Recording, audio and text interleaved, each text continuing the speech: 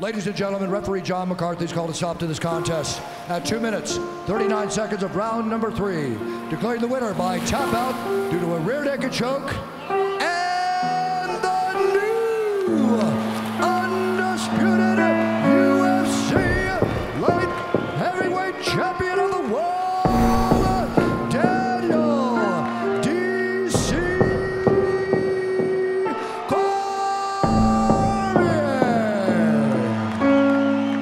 You have no idea the joy I feel when I break a man's spirit. I love it. It doesn't matter who it is, you know. For me, it's the competition that drives me. DC is my biggest opponent by far. He's the guy that beat me. He's the one guy that made me have a reality check, you know, that made me want to get better. Go! 3, 2, 1, good. Sometimes an opportunity comes up that you just can't pass. That opportunity for Daniel Cormier came up when Jon Jones got stripped of his title and suspended indefinitely by the UFC for a hit-and-run accident in New Mexico. When I found out Jon was out and I was going to get to fight Rumble for the belt, it was amazing because I always knew that if I was fighting Anthony Johnson, I felt confident. Whenever Jon got taken off the card, I guess I can say I really didn't care. It was for a title, so I just wanted to fight because it was an opportunity to fight for a championship. So why worry about, you know, who it is? I worked my butt off to get where I am. I felt like I was well prepared to be ready for anything. First time since 2011, a man other than Jon Jones will be called champion at 205. I don't think anybody is an easy opponent, regardless of who they beat, you know, who they lost to. This is top of the food chain right now, so everybody's going to be tough. So I didn't take Daniel for granted at all.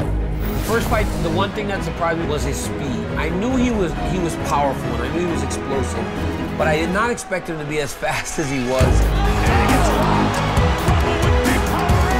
So that very first right hand sent me flying across the octagon because I just didn't have enough time to get out of the way. It surprised me that he could take it, but he took a couple of shots in that fight that didn't put him down. Big right hand by Jon. Slots. Big kick by Tracy. Oh, wow. Overhand right again. I gassed myself out whenever I tried to finish him. And, you know, that was my fault, but he capitalized on it and made me carry his weight and he rushed me to death. He has been carrying Daniel's weight like this, and this is absolutely exhausting. I love seeing him panting, gasping for air, on his hands and knees, and get Daniel off of me. I heard his coaches yell, "Don't give up." That tells me that they've seen it either in fights or they've seen it in the practice room. So what it did for me was it gave me an extra boost. I was like, wow, I can actually go finish him. He's gonna tap. Because he's about ready to pack it in. It's over! Daniel Cormier is the new UFC light heavyweight champion! The fight didn't turn out how I wanted to. It's definitely different preparing for Jon versus Daniel, but I'm glad I have plenty of time now to make sure I don't get as tired and make sure I outwork him whenever the time comes. Okay, here we go. Let's go, work! He says he's the king of grind, so I'm glad he said that because that just made me work just as hard. Mental toughness, there's no comparison between me and Anthony. Come on, DC, you beat his ass. His power is way more than mine, yes. My wrestling's way better than his, yes. But there is no bigger gap in this fight than my mental toughness over his mental toughness. Because I know I'll go through the fire, and I don't know if Anthony's willing to do that. I've said time and time again that to get this belt off of me and to beat me, you're gonna have to go to hell and back. Bring your lunch pail. I don't think Anthony's comfortable bringing his backpack to work and going for 25 minutes. I'm glad Daniel says the things that he says because, you know, somebody has to build up his confidence, you know what I mean? If he feels I'm mentally weak, that's fine. We'll see. Daniel knows that I can change the outcome of a fight any second. Rumble has looked amazing in the last 3 fights. He knocks people out. Oh, Rumble is a machine right now. What he's able to do is so different than anyone else. You know, you can't absorb 1 or 2. The only one who's been able to is Cormier. DC can take a hell of a shot. First time I landed a big punch and it almost blew him away, but he survived the first one. I don't know if he can survive 2. Oh, that's it! He's so powerful, so strong, so confident in his punching power. The biggest question I always had was how does he deal with adversity? And when I dealt him some adversity, he didn't deal well with it. This is a wearing, grinding type of fight. Rumble trying to survive. I want to this guy up. Oh, goodness. I want him going home going, holy, maybe I should go down to 185 and go up to heavyweight, because I ain't beating Daniel. Wow, what a powerful takedown. Hard uppercuts by DC. Cummins is in all sorts of trouble. It is all over. I want to test my will against that man's will and see if he's tough enough to actually go through the fight. We're both determined and we're putting in hard work, but I think it's whoever makes the least amount of mistakes and who wants it the most. That's who's going to win the fight. And now they'll go to battle for the light heavyweight belt. Will it be Cormier or will it be Johnson? My ultimate goal is just to be the champion. I think I can do that. I know I can do that. You know, I just have to go out there and do my best, man, and just give it my all. Anthony's a good guy. He'd be a good champion, but it's just unfortunate that we are fighting at the same time, because I cannot allow him to be. I'm going to drown him again, and I'm going to look back, and he'll be laying on the ground and crying on the stool just like he did last time. My goal is to get that championship belt around my waist again.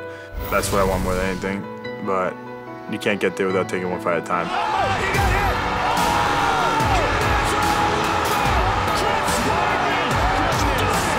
If I didn't think I could beat everybody in this division, I wouldn't be fighting. I just would be done. I feel like I'm the best fighter in the world, and I got a good guy in front of me to be able to prove it. It's all over.